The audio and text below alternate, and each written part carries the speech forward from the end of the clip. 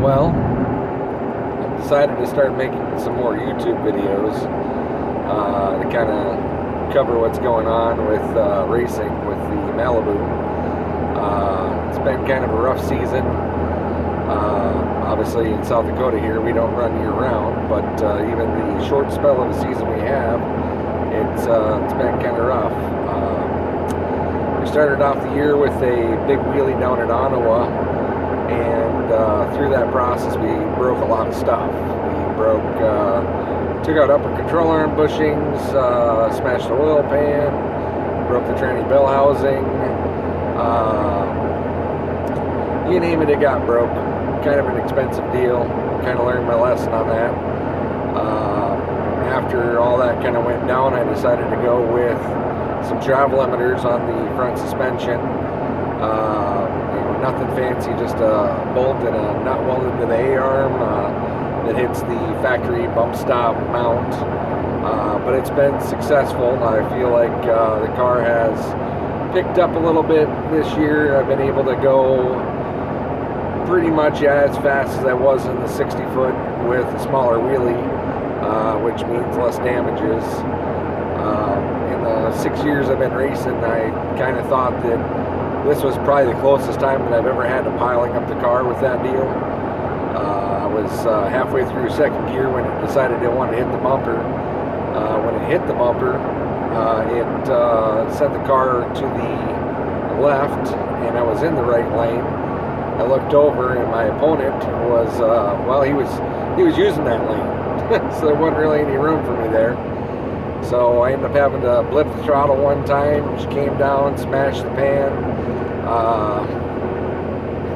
Sorry, obviously I'm going down the interstate, and I just noticed that there was a skid loader on the side of the road, and the guy looked like he didn't really know what he was doing. He ended up in a pretty good wheelie, and well, I know what that's like. So anyways, back to where we were, but it came down, smashed the pan, put oil into the tires. Once it threw oil into the tires, we were pretty much sideways for about 80 feet, pointed right at the wall, and I kind of figured that, well, this is where you pile the car up. But I was able to kind of feather off the brake a little bit and be able to get the nose away from the wall. We didn't end up hitting the wall, and that's good. I'm glad. Created kind of a mess, and that part, hopefully I can, never do that again. So I am thinking about possibly putting a diaper on the car. But now the new oil pan sits, pretty much even with the cross member, if not above. And then I've got a crash bar underneath of the cross member that would hit first. So hopefully we don't have to worry about that situation reoccurring. But once I got the car fixed and got it back together and started making passes, I started noticing a vibration anytime I got over 122 mile an hour. And at first I was like, oh, well, I probably flat spotted the front tires, so let's go ahead and take a look at that. Sure enough, we spun the front runners, and they were so far out around that was for sure a problem. So I got that remedied, put some different front runners on the car, got that ironed out. We were back out there making passes, and I still was noticing this vibration. And eventually I started to notice the car slowing down, and I'm like, well, maybe the converter's hurt. I've had converter problems in the past, maybe the converter's hurt. So we went to go to pull the transmission out of the car, and well, that's when we discovered that the bell housing only had 2 bolts and the dowel pins. The 2 lower bolts on each side and the dowel pins was the only thing still holding the tranny in the car. So that's when we realized it was time to, get that redone. So I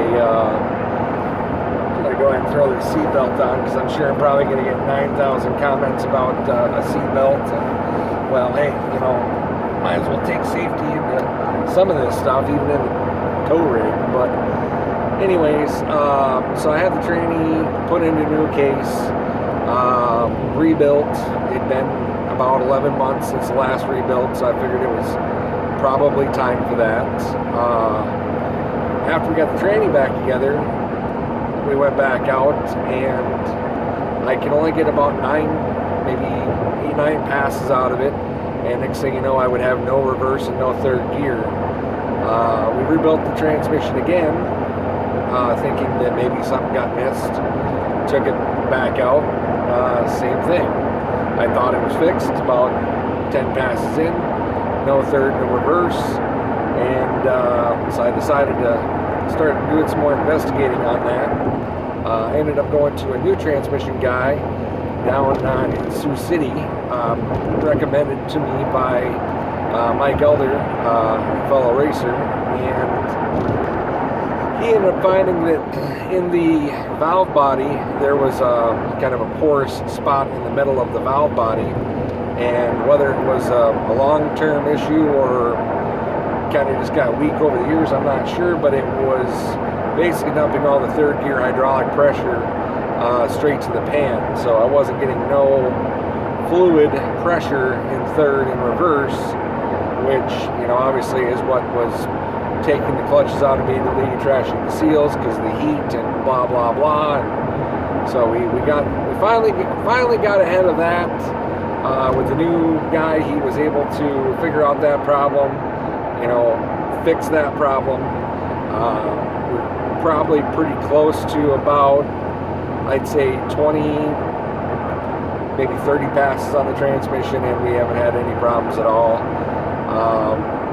Through that process, he ended up making quite a couple other changes while he was doing the transmission, some other upgrades, which I think will be helpful.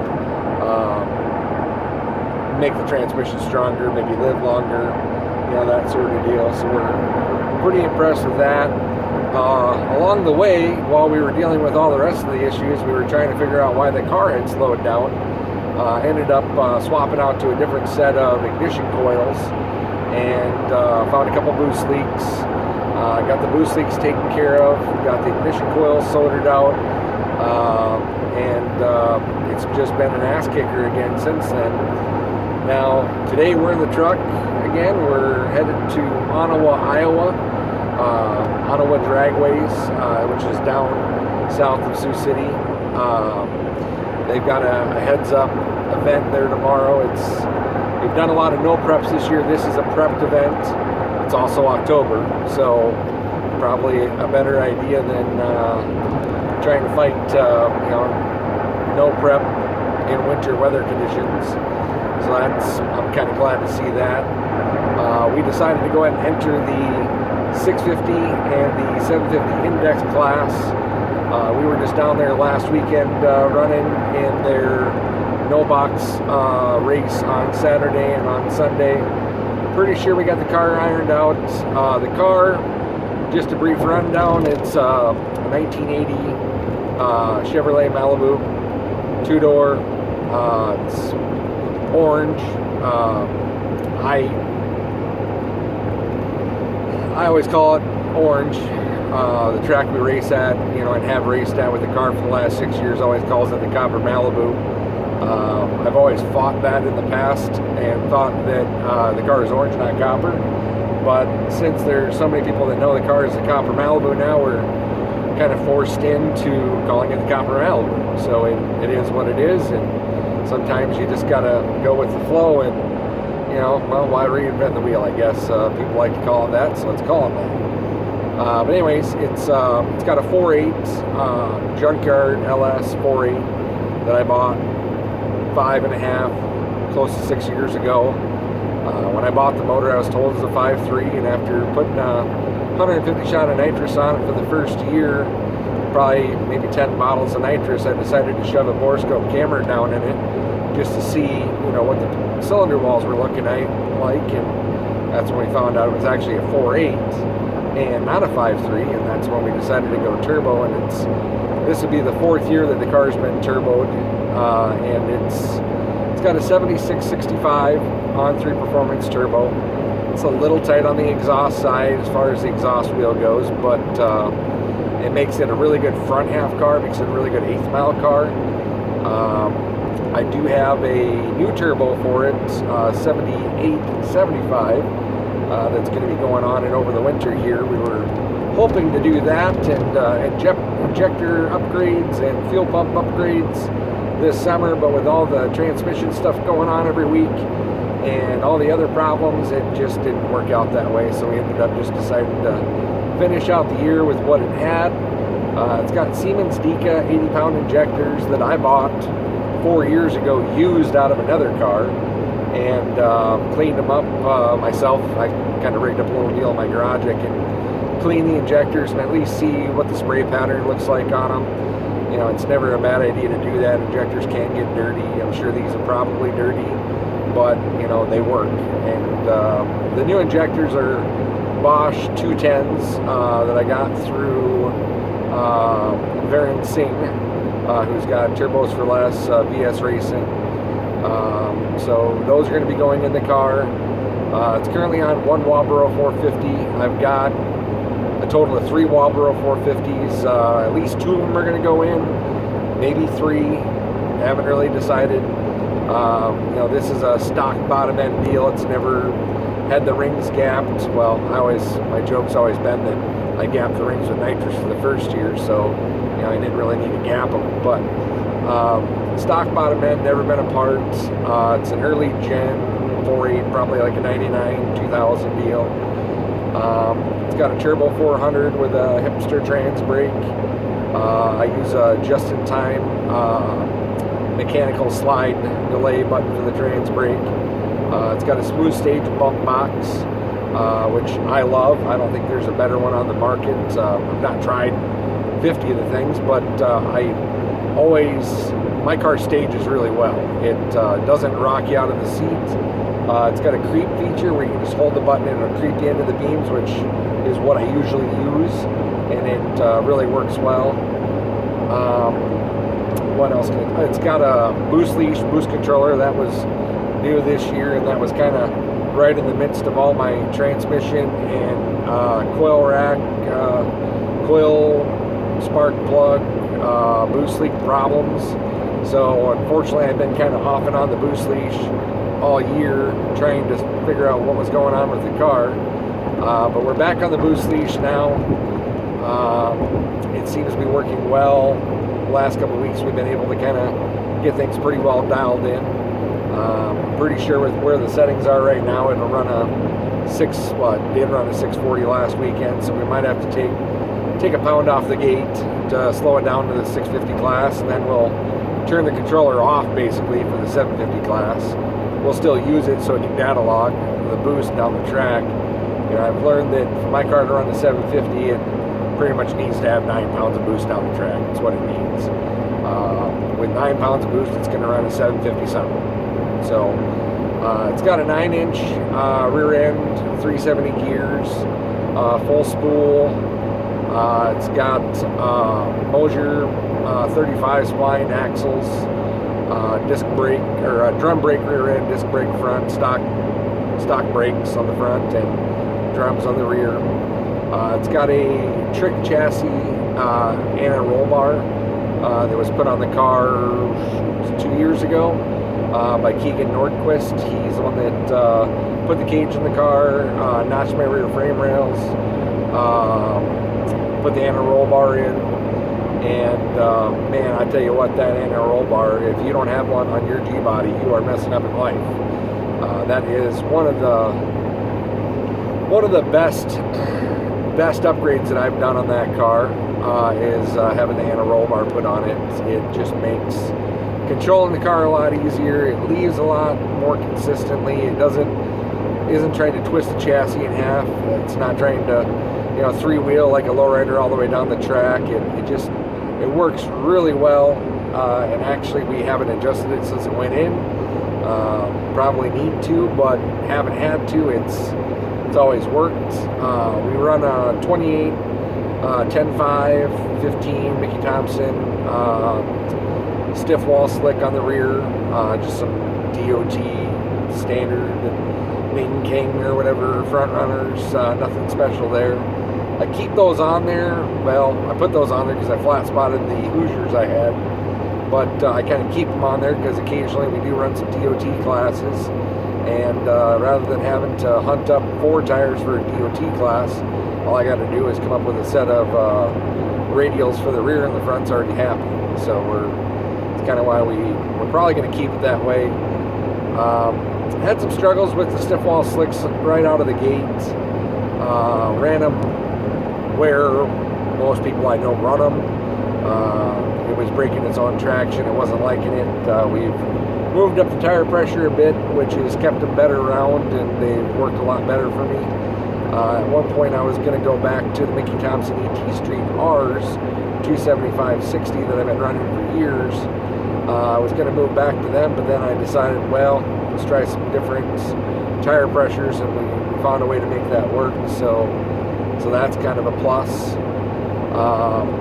Other than that, I mean, it's two-door Malibu. Malibus kind of work real well. It's got a set of Lakewood 9010 front shocks, stock replacement front shocks. It's got a set of Monroe stock shocks on the rear, which actually came with the car when I bought it 6.5 years ago.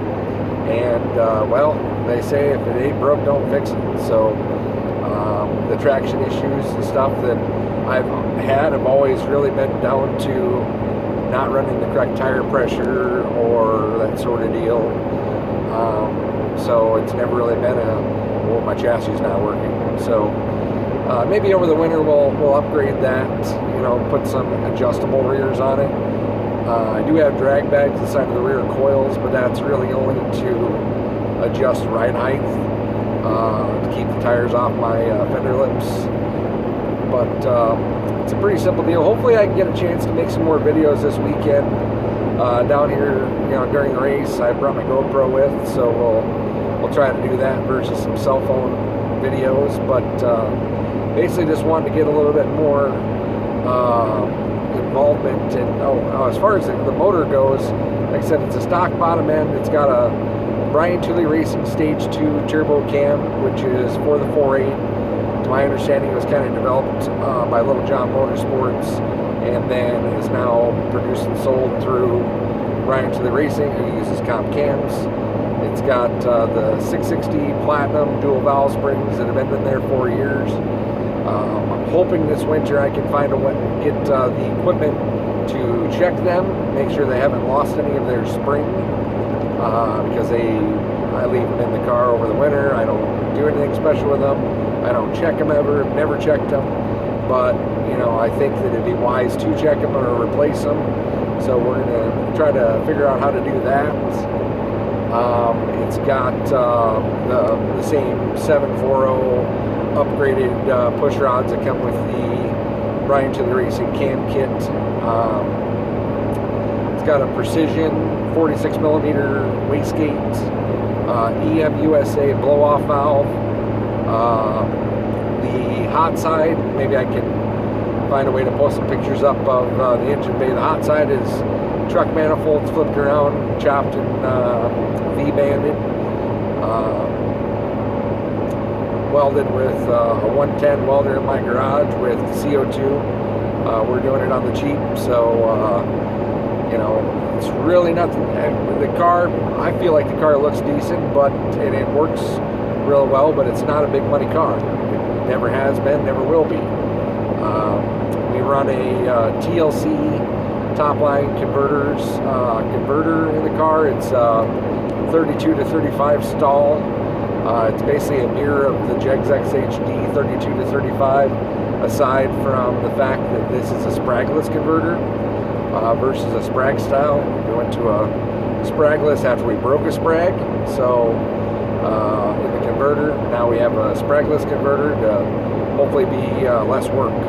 So, which I don't know, they do an awesome job with their converters. They're the ones that actually produce the Jegs XHD converter. And well, I can tell you this, that I had, when I broke the sprag, there was some concerns that I didn't be buying a new converter. You know, it's a race car parts, no warranty. Well, TLC converters said, hey, we're not just everybody. You know, we're a little different than most. So they decided to go ahead and custom build a new converter, spragless for the car, and I'm pretty sure all I paid was for shipping. So shout out to Gary and his crew for taking care of the converter, and shout out to Grady Farr with Farr Around Transmissions, kind of bumpy here by the way, but for taking care of the transmission, finding the issue with third gear. They also did some more upgrades internally with that. He's a smart man, and I think I've got a new guy for the transmission now. He's rebuilt it once and found the issues, and like I said, he came pretty recommended to me from another guy, and I think we're going to keep on with him. So I appreciate the fact that he was able to get my transmission turned around real quick, found the problem, and we were back racing again. So all right, take it easy. Like I said, we'll try to get some more videos up. I guess kind of depending upon how things go, I might start doing these videos more frequently. This year we've been at a track every single weekend of the summer. So from pretty much end of April until now it's October, we haven't had a weekend off. We've been racing somewhere. We've raced at Pier, which is Oahe Speedway. We've been down to Omaha probably 3 or 4 times. We've been to Onawa probably 5 or so times. We race every event at Thunder Valley Dragways. That's where we have our permanent pit stall and campers and whatnot. So, sometimes when you're on the road racing, sometimes you sleep in your truck, sometimes you get a hotel room. It's kind of nice to go to my home track because I got my 5th wheel there, and all the amenities and the creature comforts that you want. So, but anyways, check out some of my other videos. Like I said, I'm going to hopefully try to maybe do a walk around in the car or something today, just to kind of show you what it has and what it does. And but thanks for watching. Have a good day.